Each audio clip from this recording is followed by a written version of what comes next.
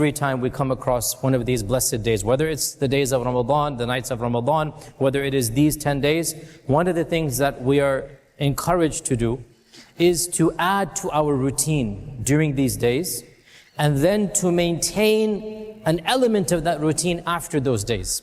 As I said when we had Ramadan as well, the goal is to raise the bar. And Allah blesses us with these incentives that allow us to raise the bar. Once the bar is raised, when that time frame is over, it might lower down, but we shouldn't bring it back to where it was before. So one encouragement to myself and all of you, during these 10 days, to add to our routine, and I've spoken about this, and I know that Ustad and Imam have also spoken about this, is a very simple sunnah, that is something that should be a part of our schedule as much as we can throughout the year. And that is the sunnah of Salat al-Duha. The sunnah of Salat al-Duha. Salat al-Duha is a very, very strongly encouraged sunnah. It is small in its time frame, and yet its reward is massive. Where scholars say that despite the fact that it is shorter, its rewards are so great, is that duha time frame is typically the time frame when we are busy with the dunya. That's when we go to work, when we're in the fields, when we're doing business.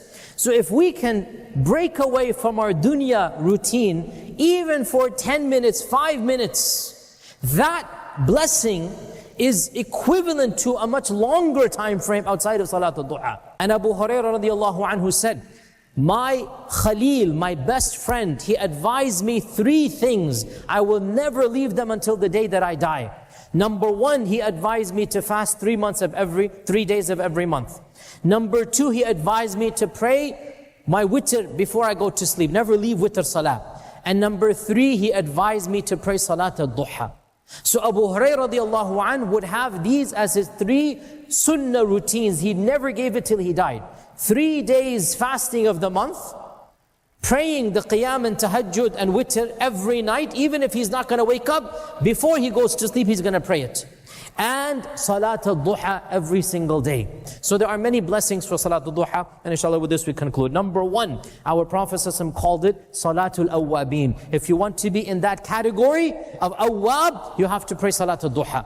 Number 2, our Prophet ﷺ gave it of the specific advice to Abu Hurairah, that he said, Awsani, the wasiyah. Number 3, he considered praying even 2 rak'ah, which is the minimum, to be equivalent to having done your duty to thank Allah for every single blessing that you have been given. That's the bare minimum that we should do. Number 4, our Prophet ﷺ added something to that, and he said, whoever prays Fajr in Jama'ah, and then sits in his place doing dhikr, and then prays 2 rak'ah, which is the earliest time of Salat al-Duha. By the way, Ishraq is what you call duha when it's done early.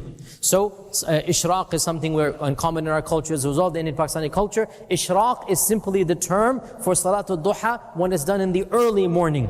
But it's also called Salat al-Duha. So if you pray Ishraq prayer after Fajr, but sitting from Fajr until Ishraq time, our Prophet ﷺ said in one report, you will get the reward of Hajj tamma tamma tamma. In another report he said you'll get the reward of Umrah. The point being, you will get a massive reward for literally, no exaggeration, 45 minutes to 1 hour of ibadah. A massive amount of reward for just sitting after Fajr prayer, doing your adhkar, reading Quran, not doing anything of the dunya, and then as soon as it is time to pray Ishraq, you stand up and you pray Salat al-Duha. He said you will get the reward of an entire Hajj. We sit after Salat al-Fajr, we do our adhkar until it is time to pray Salat al-Duha, and then we pray 2 rak'ah, that's it, and we will get that reward of the Hajj tamma tamma tamma. So this is a small deed, and yet its rewards are immense in the eyes of Allah. I ask Allah Azza wa Jal to make us of those who pray Salat al-Awwabin, and to make us of the ranks of the people of the Awwabin. Wa jazakumullahu khair. Wassalamu alaikum wa rahmatullahi wa barakatuh.